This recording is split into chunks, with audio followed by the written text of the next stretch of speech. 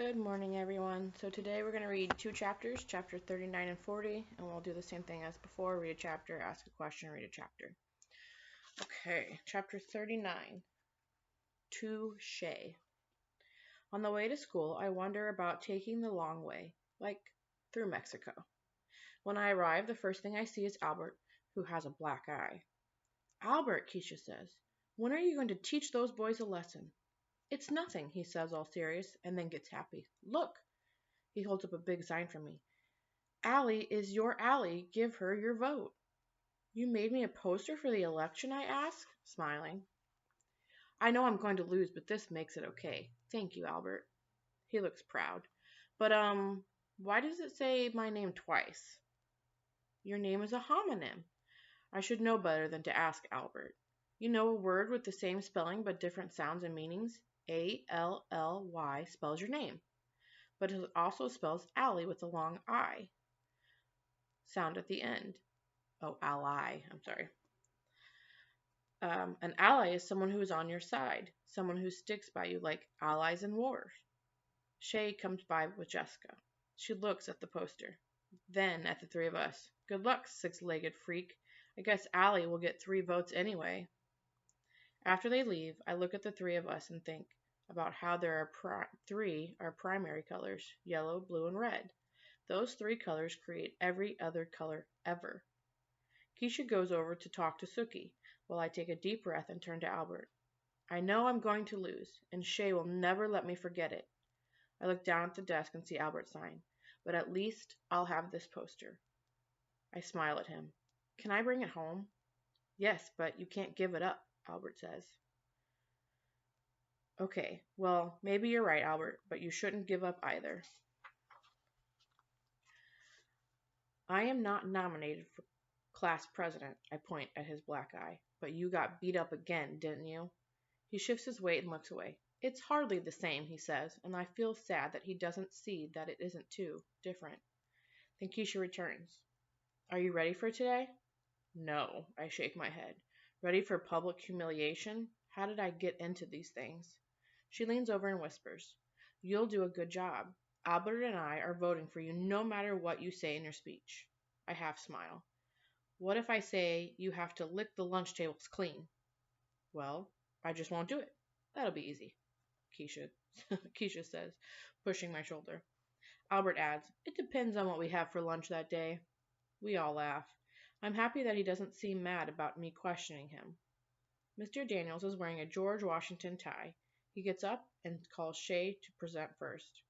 I notice she is dressed in red, white, and blue. I look down. I don't even think I'm wearing anything special. Shay talks about how great she is and all that she'll do. Kids applaud over her promises. Some of the things she says she'll do, I can't imagine how she would pull it off, like extra recess and longer snack times. When she promises new, bigger lockers for the hallways, I know she can't do that. With every sentence, kids are happier, and I feel smaller and smaller. I get up there, holding my paper. The sound that comes out of my mouth doesn't sound like a real word. I try again and get the same sound. Then 4 more times.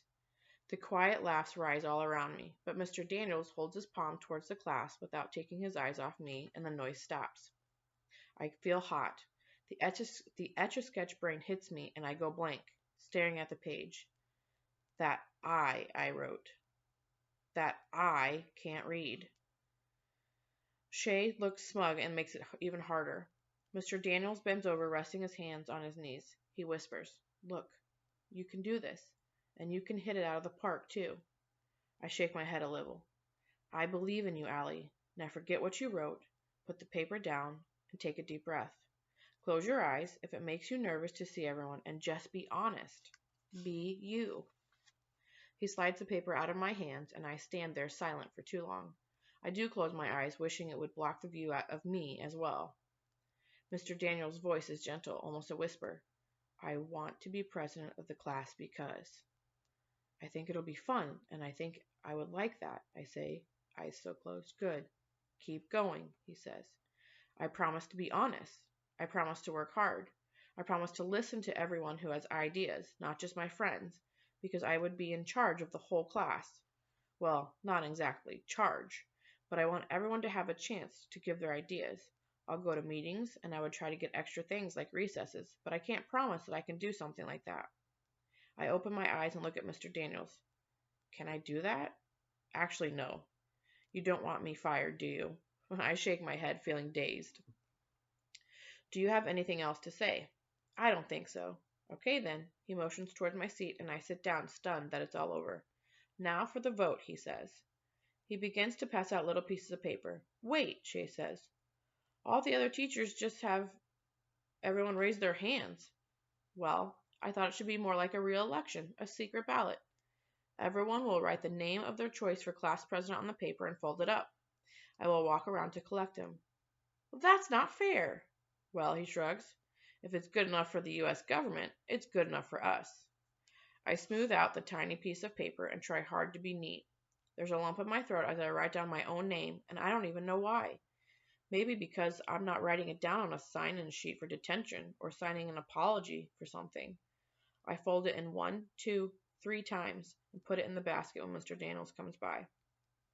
He says he'll let us know later, but everyone begs him to count it now, so he does. He opens the first one, Shay. He opens another one, Shay. He opens a third, Shay. But when he opens the next 4, they're for me, and I'm surprised. A couple more for Shay, and then 4 more for me. 4 more. I can't imagine who would vote for me. I thought everyone loved Shay, but as I look around the room, some kids are glancing at me, and some are actually looking happy. Oliver and Sookie, and a bunch of other kids. Towards the end of the counting, when it looks like I've actually won, Shay crosses her arms and falls back against her chair. In the end, Mr. Daniels shakes his hands with Shay and tells her she ran a good campaign. Then he turns to me and says, "Congratulations, Madam President Nickerson." And then he salutes me and laughs. The class claps. Keisha is up and dancing, while Albert gives me a single nod. Mr. Daniels, Max raises his hands. I think this calls for a party. Why, Max? Because it's Wednesday? Any day is a good day for a party, Mr. D, he says, and looks at Shay to annoy her. But with her real dagger eyes are saved for me. At least she's quiet for once, and that's all perfectly fine with me. All right, so Allie won the class president. I really like that Mr. Daniels did it by a secret ballot vote, which is how our government does that. So I thought that was pretty cool. The one thing I want you to focus on is Albert tells Allie to never give up. And then Allie tells him the same thing. Why does Allie say that to him? I mean, we know that he's telling Allie not to give up on school and the class president and that kind of stuff. But why is Allie telling Albert to not give up? What does that mean for him? You can push pause if you need to write your answer. And then when you unpause, we'll start chapter 40. All right, chapter 40. Tears of different kinds. Keisha and Albert call me Madam President every chance they get. At the end of the day, we head out of the front of the school, and I am just so happy, like I could fly happy.